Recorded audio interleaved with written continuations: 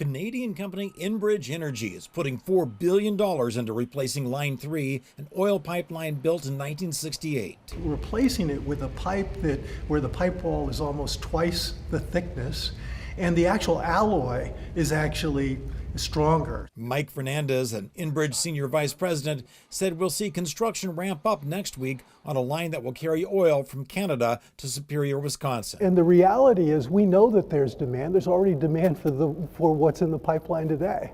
We have customers, we have shippers. The Minnesota Public Utilities Commission gave a green light to the project in 2018 after years of reviews, but opponents have battled on. Because someone has to stand for the water. Winona LaDuke's Honor the Earth group and protesters known as water protectors have staked out positions along Line 3. Some say they're worried about wild rice wetlands that are precious to Minnesota's indigenous people, while others simply want to stop the flow of petroleum. Are very concerned about the world we're leaving for future generations if we don't stop getting fossil fuels out of the ground. Californian Carol Rothman came here this week to take part in a 1,000 grandmothers protest outside the governor's residence. It's our responsibility to support the young people and what they're doing. The new pipeline route crosses 2 Native American communities with their permission and bypasses other tribal lands. We have more than 500 indigenous workers who are from multiple tribes.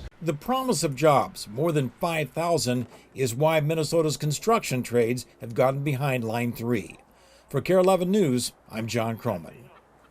There are still 3 lawsuits pending against the Line 3 project, but Enbridge currently has all of the state and federal permits needed to finish the pipeline.